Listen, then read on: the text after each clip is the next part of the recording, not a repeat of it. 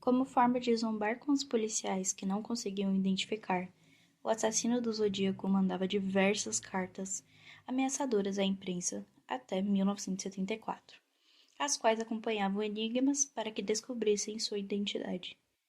Ligado a diversos crimes, quem é o Zodíaco? Olá a todos, meu nome é Melissa e esse é o podcast Papo Criminal, onde juntos vamos papear sobre diversos casos do Brasil e do mundo. No episódio de hoje vamos falar sobre o assassino do Zodíaco.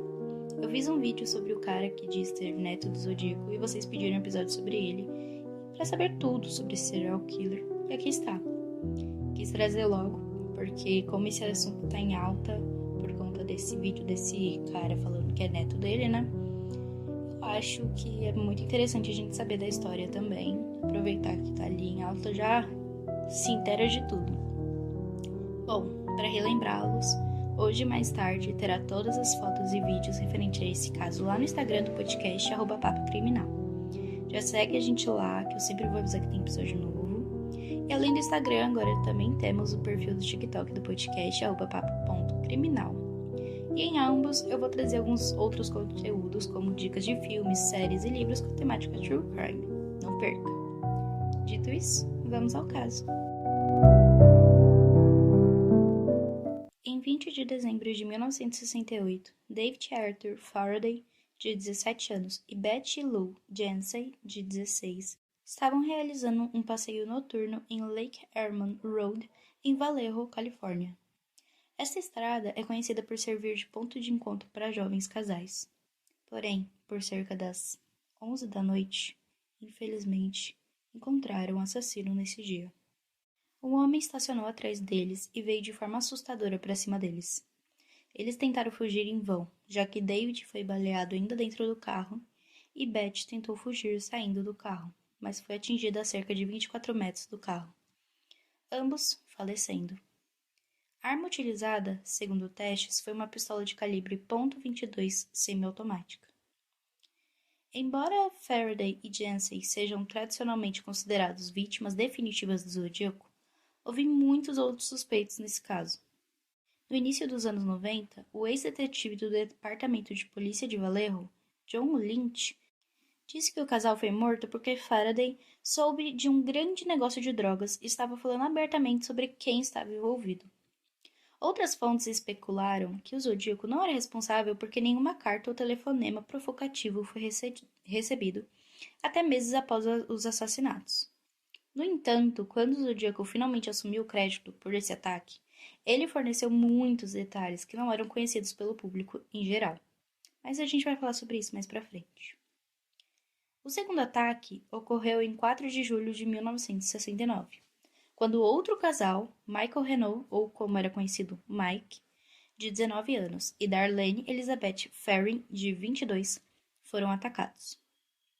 Darlene havia saído com o intuito de comprar fogos de artifício para comemorar o 4 de julho, quando resolveu passar na casa de Mike, provavelmente para passar um tempo com o namorado, eles foram em direção de Blue Rock Springs Park, sendo seguidos por um homem em um carro Falcon 1958. Que apareceu atrás deles com uma lanterna em mãos, não possibilitando que os jovens vissem seu rosto.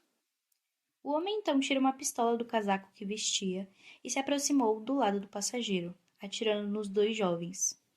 Depois que 5 tiros foram disparados, o homem caminhou lentamente de volta para o seu carro. Mike gritou de dor, momento em que o homem voltou e disparou mais 2 tiros em cada vítima. Foi nesse ponto que Mike o viu. O homem era branco, de 1,73 a 1,75 de altura, com quase 30 anos, constituição robusta, rosto redondo e cabelos castanhos. Mike foi levado ao hospital em estado grave, mas sobreviveu. Já Darlene, infelizmente, não. Um parêntese nessa história, recentemente, como eu disse para vocês no começo, eu publiquei no perfil do podcast no TikTok sobre um homem que afirma que seu avô era o assassino do Zodíaco. Nesse vídeo, eu comentei sobre um fato interessante que ele trouxe e eu quero trazer para cá também. Em um documentário que o Mike participou, ele diz que Darlene supostamente havia dito antes do homem atacá-los: "É o Richard, ele vai matar nós 2.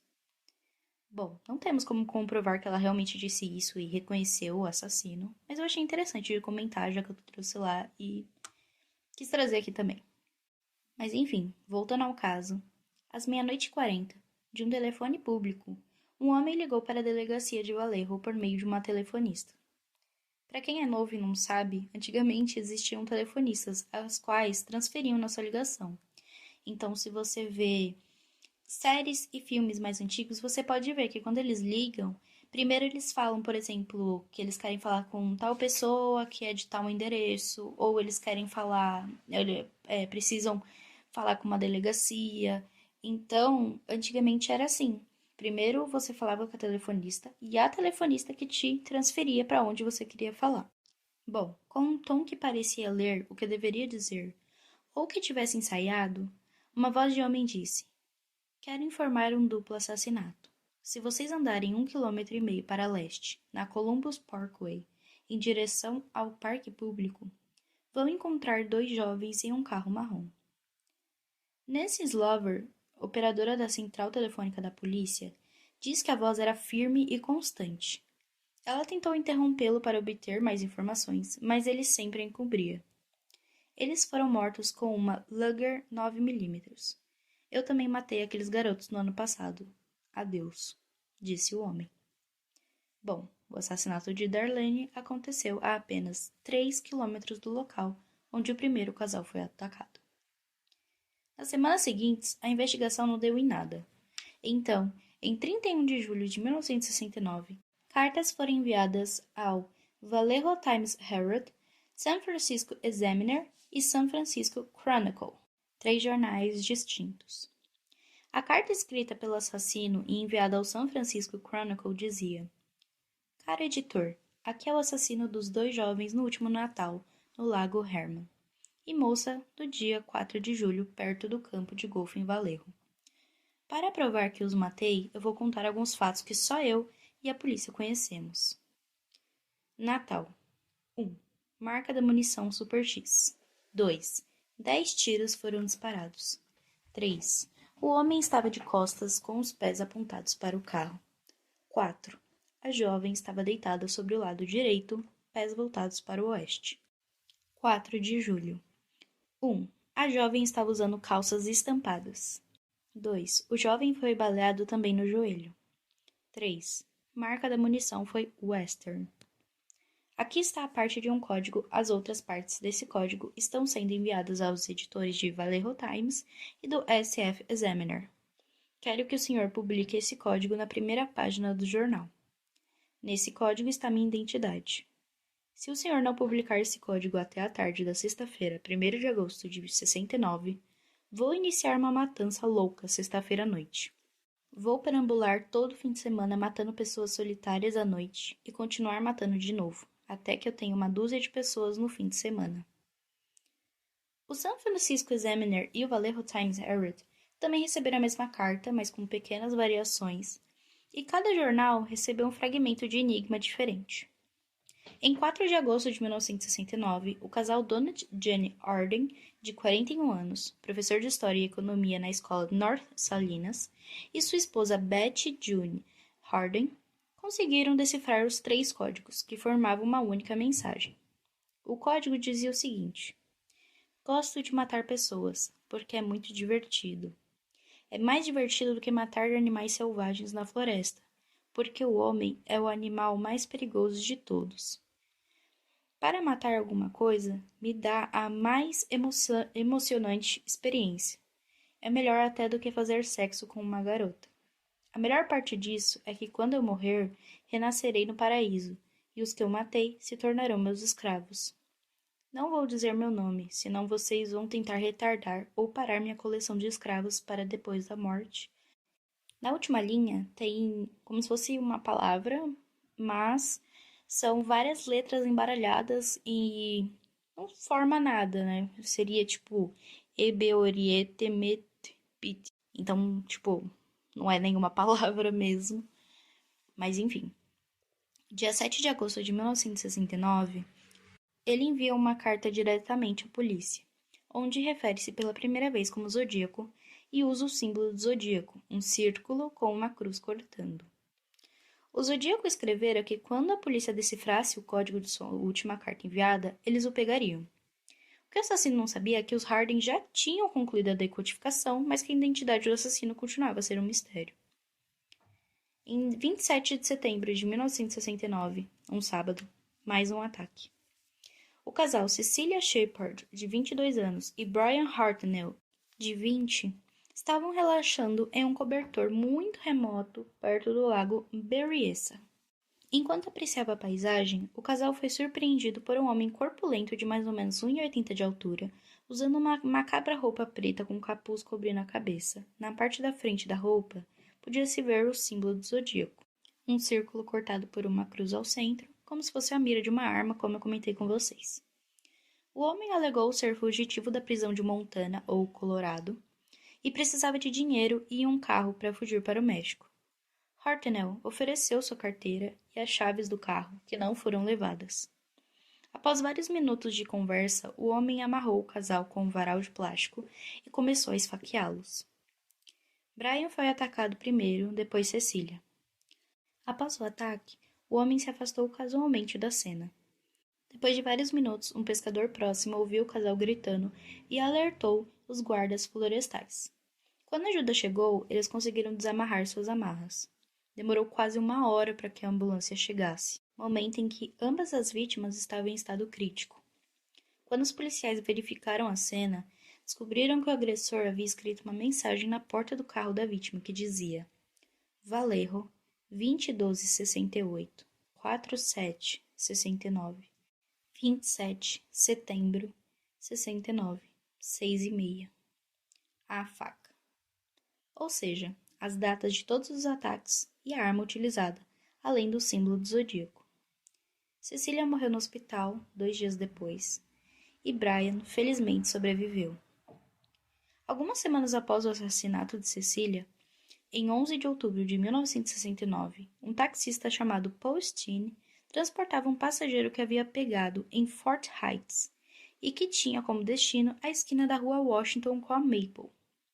Por algum motivo, o carro parou na verdade nas esquinas da rua Washington com a Cherry. Ali, o homem corpulento sacou uma pistola de seu casaco preto e disparou a queima-roupa contra o crânio de Steen. A morte foi quase instantânea. A carteira e as chaves de Steen foram levadas e uma grande parte de sua camisa foi cuidadosamente arrancada. Impressões digitais ensanguentadas, potencialmente do suspeito, foram recuperadas do veículo. De acordo com o documento policial, um par de luvas pretas de couro masculinas, tamanho 7, também foi encontrado. 3 testemunhas viram o ocorrido e chamaram a polícia, para quem descreveram o suspeito. Um homem branco, de 25 a 35 anos, robusto, cabelo castanho avermelhado, óculos de aro grosso e roupas escuras. Eles o viram pela última vez caminhando casualmente para o norte na Cherry Street. Infelizmente, um policial descreveu erroneamente o suspeito como sendo um homem negro adulto. Como resultado, quando os policiais Donald Folk e Eric Zems, minutos depois, observaram um homem branco caminhando para o leste na Jackson Street, ele nunca foi parado e interrogado. No entanto, quando a descrição correta do suspeito foi finalmente transmitida, os policiais perceberam que poderiam tê-lo encontrado. Uma busca na área onde o homem havia sido observado foi conduzida sem sucesso. Com essas testemunhas, os policiais fizeram um retrato falado. Acredito que é o mais publicado até hoje, que inclusive é as imagens que eu uso lá no Instagram. O assassino de Steen foi inicialmente pensado para ser um assassinato de taxista de rotina mesmo, um roubo que deu errado. No entanto, em 13 de outubro de 1969, o San Francisco Chronicle recebeu uma carta do Zodíaco contendo uma parte de uma camisa ensanguentada e assumindo o crédito pelo assassinato. Em 8 de dezembro de 1969, o assassino mandaria aos jornais ainda mais cartas, uma toda criptografada, contendo 340 caracteres, e outras se gabando de ter cometido vários outros assassinatos na região. Na noite de 22 de março de 1970, Kathleen Jones fazia uma viagem entre San Bernardino e Petaluma para visitar sua mãe, quando foi abordada por um homem que deu sinal para que ela parasse o carro. O homem disse para a jovem que a roda traseira de seu carro estava solta e que ele poderia consertar se fosse da vontade dela. Kathleen aceitou a ajuda do estranho, porém, ao invés de apertar a roda, ele afrouxou. Então, quando a jovem deu partida no carro novamente e andou alguns metros, a roda se soltou. O homem então aproveitou a situação e ofereceu carona à mulher, que, acompanhada de seu filho de colo, aceitou prontamente. No entanto, de acordo com Jones, o homem dirigiu por estradas secundárias desertas perto da cidade de Tracy por quase 2 horas, ameaçando matá-los. Desesperada, a mulher se atirou para fora do carro e se escondeu em meio à vegetação. O assassino ainda tentou encontrar a mulher, rondou a localização por algum tempo, porém, não conseguindo encontrar a jovem, acabou desistindo e indo embora. Dias depois, após o depoimento à polícia, Kathleen reconheceu o homem que havia sequestrado naquele dia em um cartaz de procurado na delegacia. O cartaz em questão pertencia ao Zodíaco.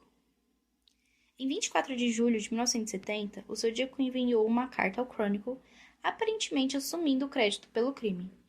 Porém, diferente de outros casos, ele falhou em fornecer os detalhes que teriam estabelecido claramente seu envolvimento.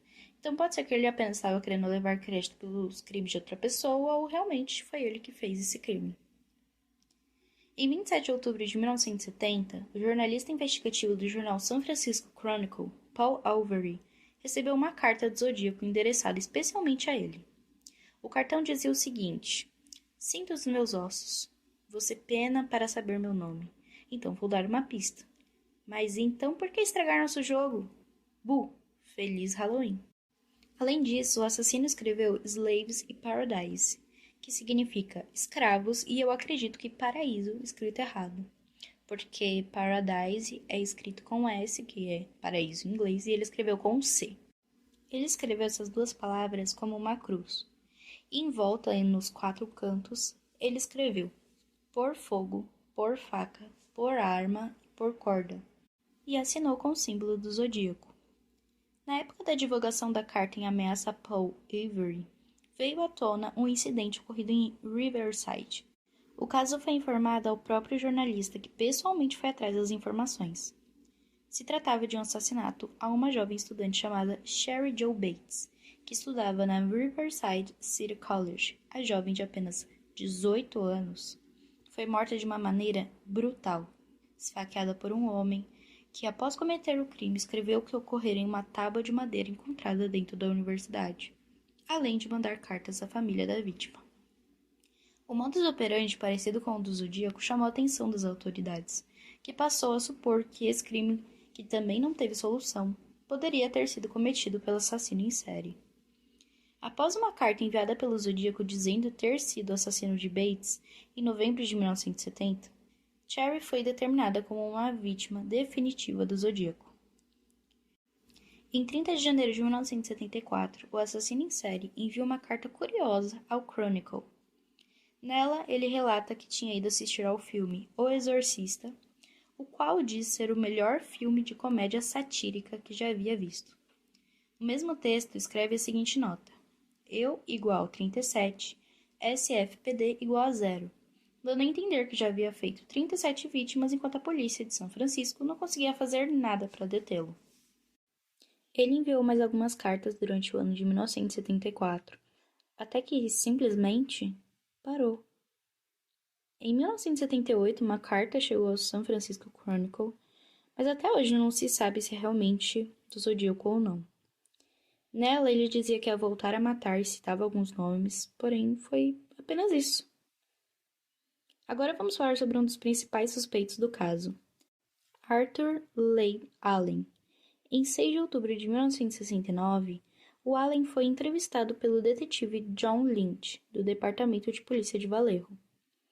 Allen foi visto nas proximidades do ataque do lago Berryessa contra Horton Shepard em 27 de setembro de 1969, mas ele alegou que mergulhava em Salt Point no dia dos ataques.